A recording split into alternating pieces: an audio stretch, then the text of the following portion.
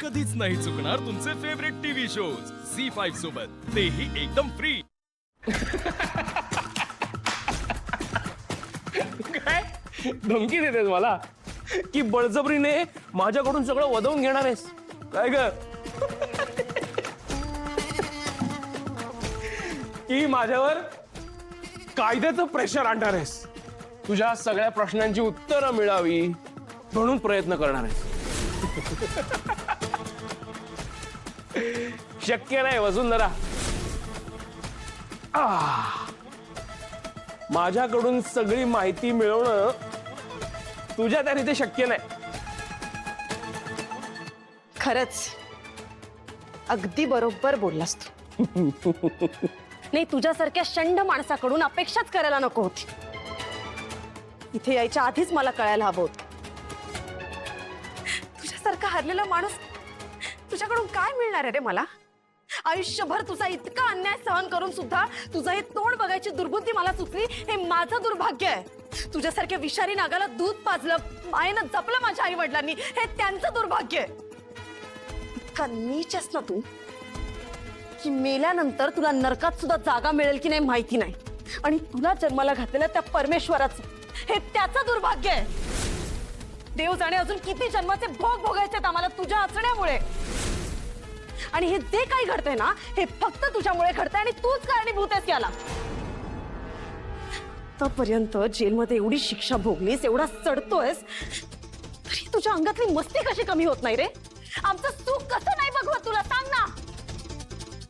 स्वतःच्या पोटच्या पोराच्या डोक्यावरचं छत्र हिरावून घेतलं, वाऱ्यावर सोडलंस त्याला, स्वतःच्या बायकोवर अत्याचार करून तिच्या अस्तित्वाला छेदून टाकलंस। कुठे फेडशील हे पाप, सांग ना। सख्खा भाऊ समजून आकाशरावांनी तुझ्यावर इतका विश्वास ठेवला, तुला कंपनीचा पार्टनर केला, तुला घरात जागा दिली, एवढं प्रेम केलं तुझ्यावर एवढा उपकार केलात, आणि तू काय केलंस? त्यांच्या पाठीत खंजर खुपसलास। अरे कुठे फेडशील हे पाप, सांग ना। अरे तू तर स्वतःच्या जन्मदात्या माय बापांना नाही सोडलंस, त्यांनी केलेल्या संस्कारांनाही धूळ चारलीस। अरे तुझ्या निर्दयतेच्या कोळशावर आयुष्य करपलं त्यांचं, कुठे फेडशील हे पाप? तर काहीच नाही, इतकं सगळं करून तुझं मन शांत नाही झालं तर तू काय केलंस? माझ्या नवऱ्याच्या जीवावर उठलास, त्यांचा जीव घ्यायचा प्रयत्न केलास। एवढंच नाही तर स्वतःच्या पोटच्या पोराचं बनीचं अपहरण केलंस, करोडो रुपयांची मागणी केलीस। अरे नीच माणसा, कुठे फेडशील हे पाप, सांग ना, कुठे फेडशील? वसुंधरा बस बस, तर या पुढे एक शब्दही बोलणार नाहीयेस तू। तुला वाटतो तितका नीच नाहीये मी, माझ्यापेक्षाही कितीतरी नीच माणसं अजूनही या जगात फिरतायत, तुझ्या अवतीभवती फिरतायत, आणि त्याच नीच माणसांनी हे सगळं घडवून आणलंय। अगं कोर्टात तू माझ्या विरुद्ध साक्ष दिलीस आणि मला पाठवलं जेलमध्ये, पण अजूनही ती नीच व्यक्ती खुल्या माथ्याने या जगात वावरते। तुला माहिती हवी होती ना, माझ्याकडून तुला जाणून घ्यायचं होतं ना, हे सगळं कोणी केलंय? त्या व्यक्तीचं नाव हवं होतं ना तुला, तर ऐक, त्या व्यक्तीचं नाव आहे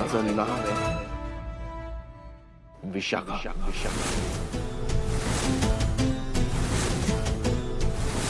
त्या विशाखानेच हे सगळं घडवून आणलंय, आणि तिच्या सांगण्यावरूनच आजपर्यंत मी जे काही केलं ते केलं। ओळख करून देते तुझी, लकी एंटरप्राइजेसचे ओनर आणि managing director. Hello mister Akash, pleasure meeting you.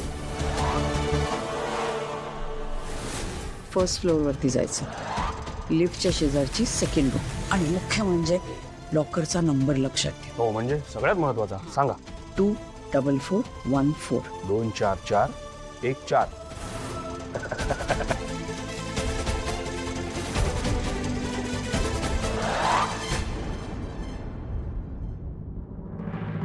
$50 लाखांचा ऐवज आहे ना?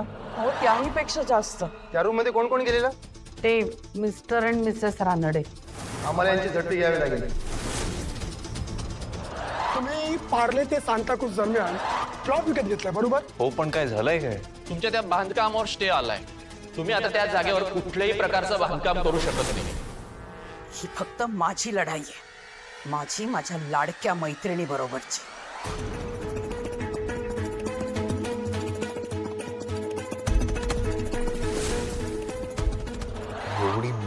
रक्कम आय एम शुअर तुझ्याकरता पण खूप कठीण केलं हो नाही नाही नाही तसं काही नाहीये. मी जास्त काहीही केलेलं नाहीये. हा 2-4 FDs मोडाव्या लागल्या मला फक्त, त्याच्यात झालंय काम.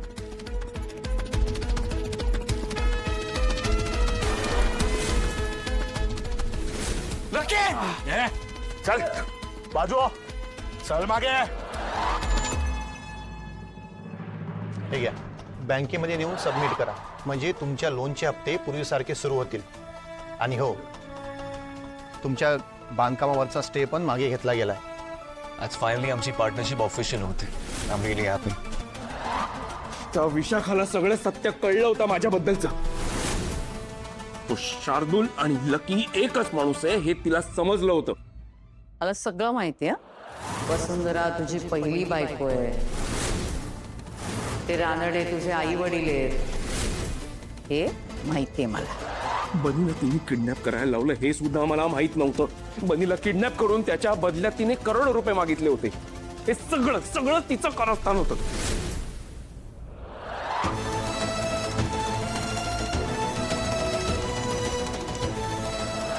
एवढंच काय ग, आकाश ठाकूरच्या मागे सुद्धा तीच लागली. त्याला मारण्याचे प्रयत्न सुद्धा ही विशाखाच करत होती.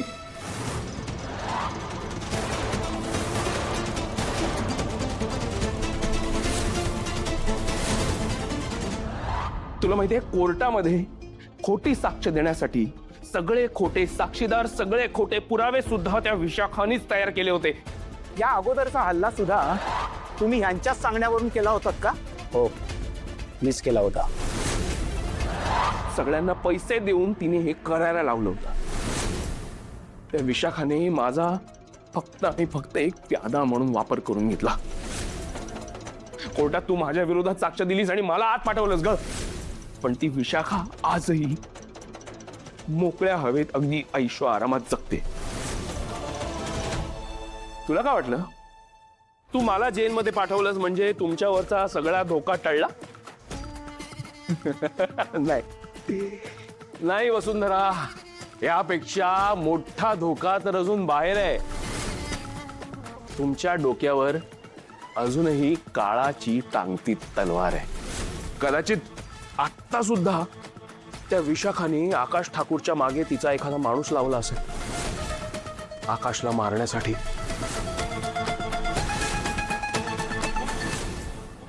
आकाश ठाकूरच्या आयुष्यातला प्रत्येक क्षण त्याचा शेवटचा क्षण असू शकतो, हे लक्षात ठेव.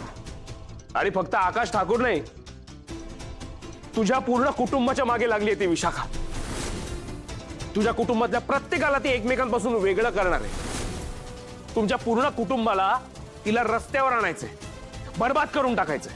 ती आणि तिची मुलगी तनया या दोघीही मिळून तुझ्या कुटुंबाला उद्ध्वस्त करणार आहे. वसुंधरा, संपवून टाकणार आहेत सगळं.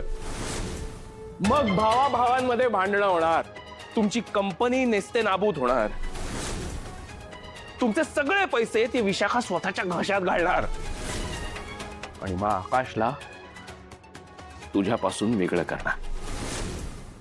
आणि मग तू बिचारी दयेचं भिकेचं जुनं पुराण भांड घेऊन माझ्याकडे येणार आणि दयेची भीक मागणार. झी 5 ॲप डाउनलोड करा आणि पहा सर्व एपिसोड्स एकदम फ्री.